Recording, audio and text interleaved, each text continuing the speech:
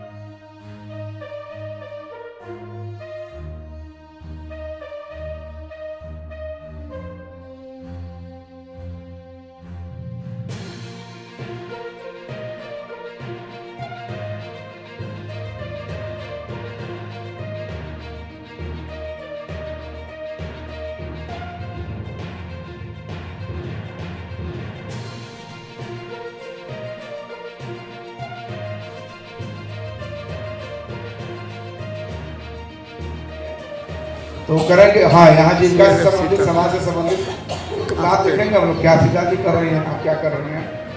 लेकिन वो घर में और सास पतों के झगड़ा और गोतना गोतनी के झगड़ा यहाँ नहीं, तो सामाजिक तौर पर ही समाज की ही बात करिए हम लोग, अपने विभाग का बात करिए और समाज की जो बात है हम देखते हैं इसमें क्या है मामला। आगे बढ़िए अब इसमें जो खड़ी है ये पीछे हाथ उठाइए, किसको बोलना है। इसमें सरकार ने अभी जो हम लोग का महिला संवाद आयोजित हुआ था पिछले मई महीने से लेकर, तो सरकार ने हर व्यक्ति से, मैं बोलूँगा कि मैं जब से मेरा जन्म हुआ है तो पहली बार मैंने ये व्यवस्था देखी और बाकी लोगों ने भी देखा होगा, यहाँ पे मीडिया बंधु बैठे हुए हैं, कि कभी ऐसा नहीं होता कि सरकार हर एक व्यक्ति के पास जाकर उनसे पूछे कि आप बताएं कि आपको क्या चाहिए। ये पहली बार व्यवस्था बनी और बहुत अच्छी व्यवस्था रही और सभी लोगों ने अपने स्तर से किया।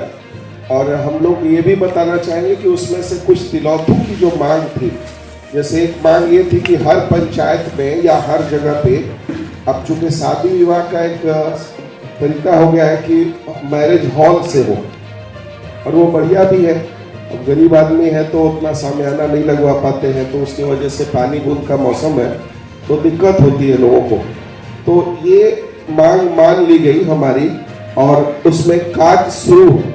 कई जगहों पे अनापत्ति प्रमाण पत्र जो सीओ साहब देते हैं उस जमीन के निर्माण के लिए वो दिया जा रहा है। कई पंचायतों में अभी हम लोग ब्लॉक में बैठे थे तो वीडियो मैडम ने बताया, तो एक ये मांग थी हम लोगों की जो मांग मान ली गई है। तो अभी एक मांग बोला गया कोल्ड स्टोरेज की बात जो कही जा रही है, तो ये सचमुच मुझे भी लगता है कि चूंकि हमसे जुड़ने वाले ज़्यादातर लोग किसान हैं और छोटे किसान हैं, सीमांत किसान हैं, तो उनके पास ये व्यवस्था नहीं होती है।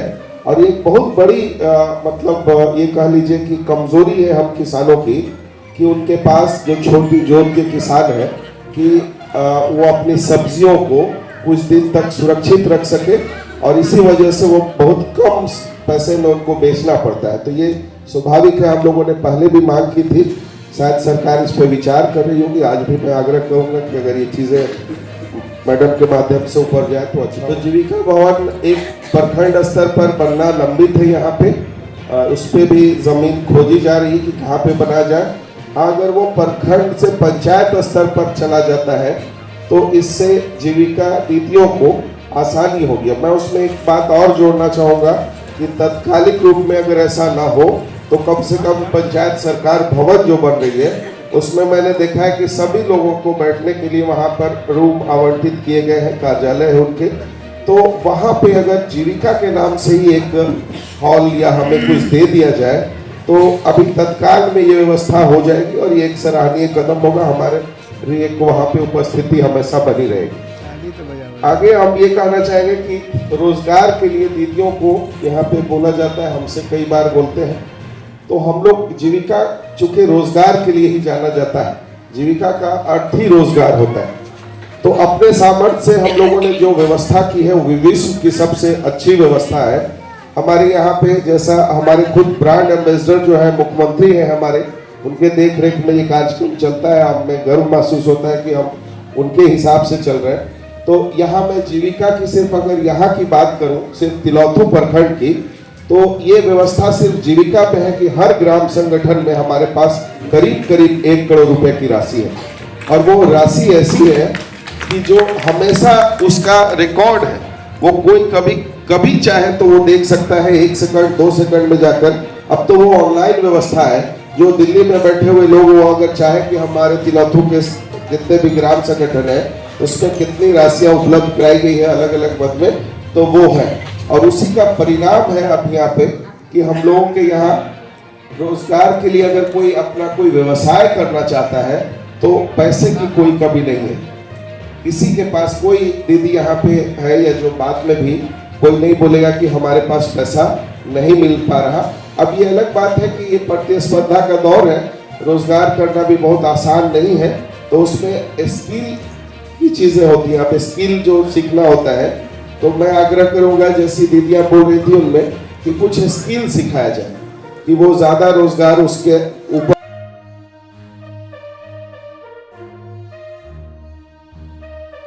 हमारे यहाँ वो ये है कि जो गांव स्तर पर, चूंकि हमारे यहाँ पशुपालक भी है तो एक बड़ी संख्या पशुपालकों की, तो हम में से ही कुछ दीदियों का चुनाव किया गया हर पंचायत पे और हर 250 परिवारों पर, और उनको 15 दिन की बहुत ढंग के प्रशिक्षकों के द्वारा ट्रेनिंग दी गई है।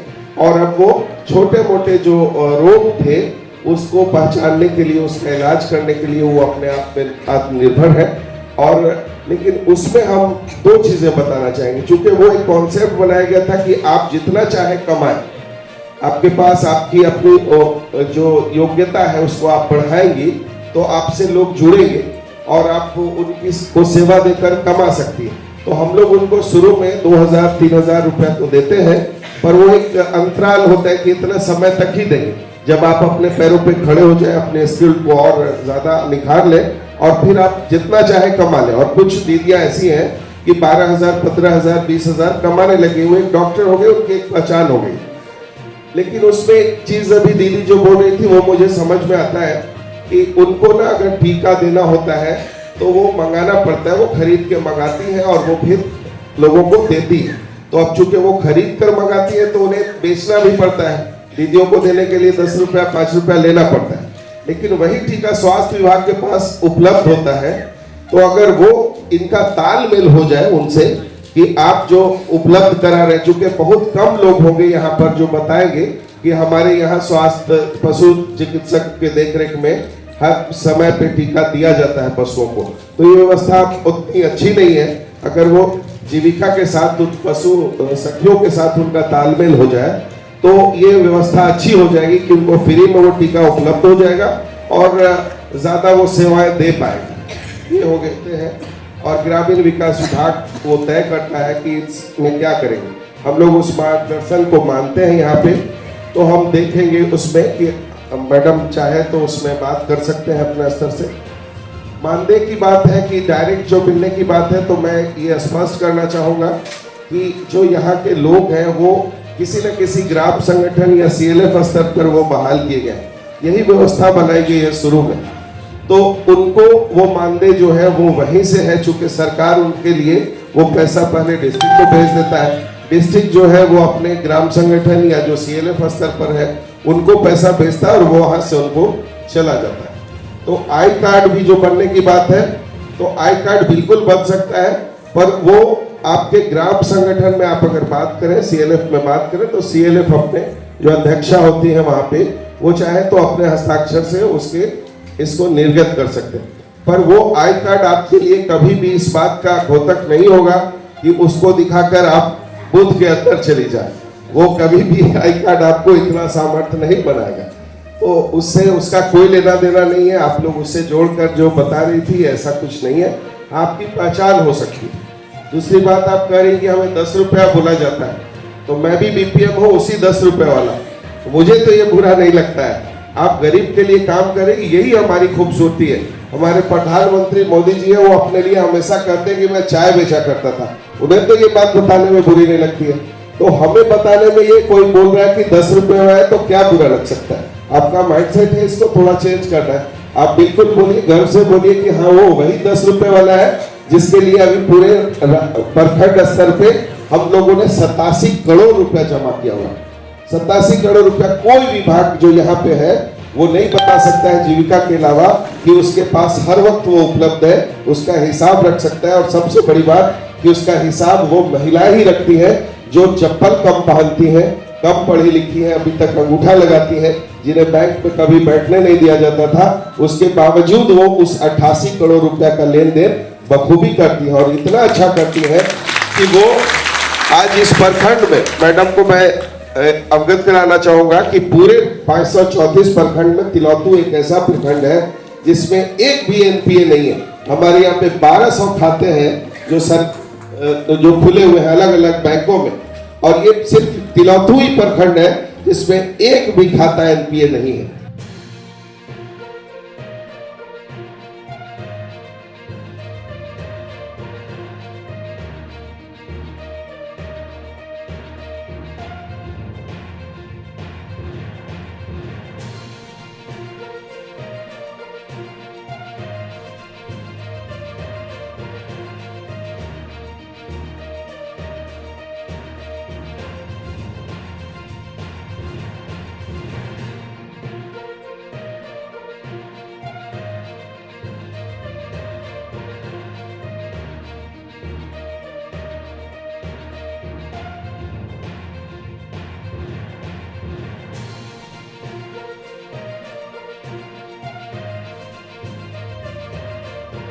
अब वो हमारे जीविका से जो जुड़ी हुई दीदियां हैं वो तो उसमें सुरक्षित हो गई, क्योंकि उनको अब पैसा लेने के लिए 1-2 लाख रुपया कोई सोचना नहीं होता है। वो सुबह आती है, उनको पैसा मिल जाता है। लेकिन जो दीदी अभी भी नहीं जुड़ पाई है या जो पहले से उस मकर जाल में फंस गई है, उनको बहुत बड़ी समस्या है कि 32%, 33% पे उनको सालाना ब्याज पर पैसा लेना पड़ता है। और चूंकि एक बार वो फंस जाती है तो उसको लोग फंसाते रहते चले जाते हैं अलग अलग से। तो कई ऐसी समस्याएं हमको दिख रही कि रात के 8 बजे भी उनके जो दलाल होते हैं, एजेंट होते हैं, वो उनको पैसा तहसील में लेकर आते हैं।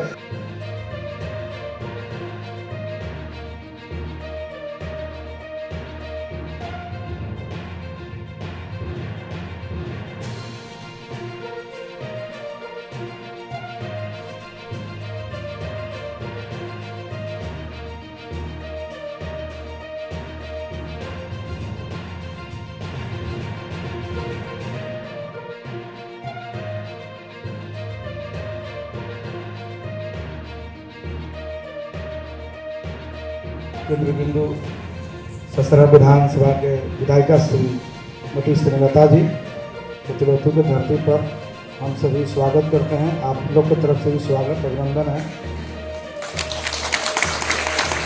और इनके द्वारा जो पहल की जा रही है, लगातार चुनाव जीतने के बाद हर क्षेत्रों में एक अनूठा कार्य करने का लक्ष्य इनका निर्धारित हुआ है, जो हम देख रहे हैं। साथ साथ हम भी चल रहे हैं, या शिक्षकों के साथ बैठक हो या जीविका दीदियों के साथ बैठक हो, क्षेत्र भ्रमण का भी जो अनोखा स्वरूप बना है।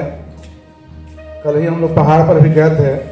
हम समझते हैं कि आज तक कोई उस तीनों गांव में कोई विधायक आज़ादी के बाद गया ही नहीं था, लेकिन पहला विधायिका है जो महिला होते हुए भी तीनों गांव का भ्रमण किए, जंगल में जाकर कंबल का वितरण किए।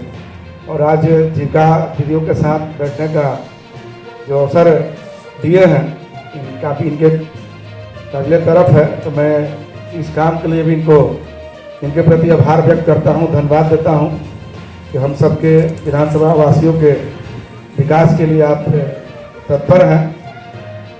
मैं अब आप सबको इनके संबोधन के बाद में जो आशा दीदियाँ हैं वो बैठेंगी, उनसे कुछ अलग से बात करना है।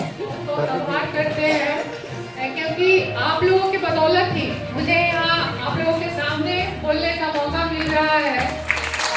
चुनाव में आप लोगों ने जितनी मेहनत की है, मेरा तो कुछ नहीं था यहाँ, लेकिन आप लोगों के चलते ही एक पहचान बनी है आप लोगों के बीच में, लोगों के बीच में। इसके लिए बहुत बहुत धन्यवाद है।